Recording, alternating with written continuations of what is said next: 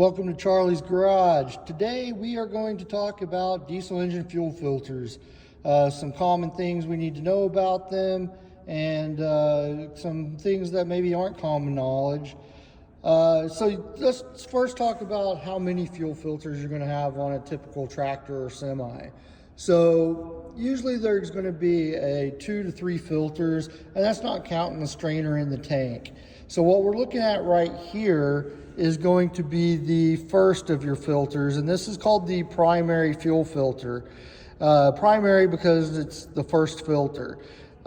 This filter typically is not going to be an engine component. It's usually going to be a chassis component. So even though it's mounted directly on the back of this engine, it's on a training aid. So this would normally be mounted on the frame rail, maybe the back of the cab, but somewhere non-engine related. This is where the fuel is first going to come through on its way into the pump.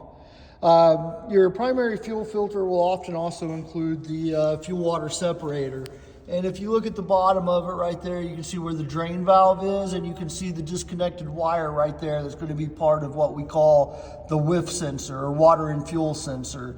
So basically that sensor is going to let the operator or driver know, hey, you got some water accumulating in your water separator, and then you know to come here, open this valve and drain the water until fuel starts coming out, and then you know you got all the water. So the fuel water separator, primary fuel filter, this type right here is kind of commonly known as a Fuel Pro. And one of the unique factors about a Fuel Pro is if you look at it, it's got this plastic case and you can see the filter element inside of it. And what's nice about these is it's really nice to know when it's time to change this filter. So you're not really worried about wasting money by changing them too early, and you're also not worried about if you wait in the actual service interval to change them that you're waiting too long. Because what happens is the fuel enters this housing from the bottom and it starts to rise. That fuel wants to follow the path of least resistance, so it's going to go in the bottom of the filter. But once the bottom of that filter starts collecting too much contamination, then the path of least resistance means the fuel has to go a little bit higher to go through the fuel filter. And as each section of this filter gets dirty, the fuel level is going to rise inside of this housing.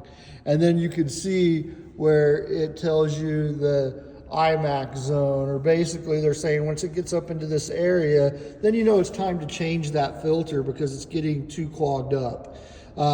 So those are nice to have. The primary fuel filter, after it leaves, the fuel typically goes through a transfer pump or a lift pump. And after it goes through the pump, and it needs to go through what we call the secondary fuel filter. Now remember that contamination can destroy a fuel system very quickly. Very fine tolerances in injectors. This secondary fuel system is the last point of filtration before those injectors. So it is really important that you have a high quality filter on there that can filter out very small micron ratings, right? So the secondary fuel filter right here is, like I said, the last point of filtration, but it's also important to note that they need to be changed, not because, like when I ask people in general, and we're talking about fuel filters in class, the common misconception is that we need to replace this fuel filter to prevent contamination of the fuel system. But what's really happening is as that filter filters, all it does is it gets more efficient at filtering. It's not going to allow that contamination to go through it and get to the injectors. So as the filter element gets dirtier, it's harder and harder for anything to pass through there, and your flow rate starts to slow down. So then what happens is that when the fuel leaves the filter and goes through the cylinder head, if the filter is dirty, it's traveling at a lower rate, right? So it's spending more time in the cylinder head up here where it's really hot.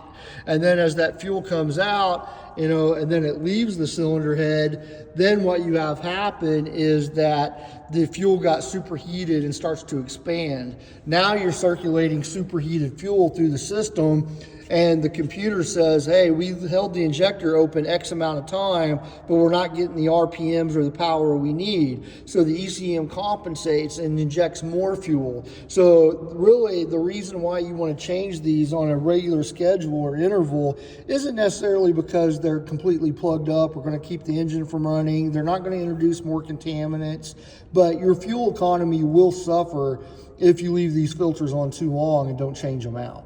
So this was just a quick video that talked about filters, some basics about them. If you have specific questions about filters, please feel free to ask in the comments.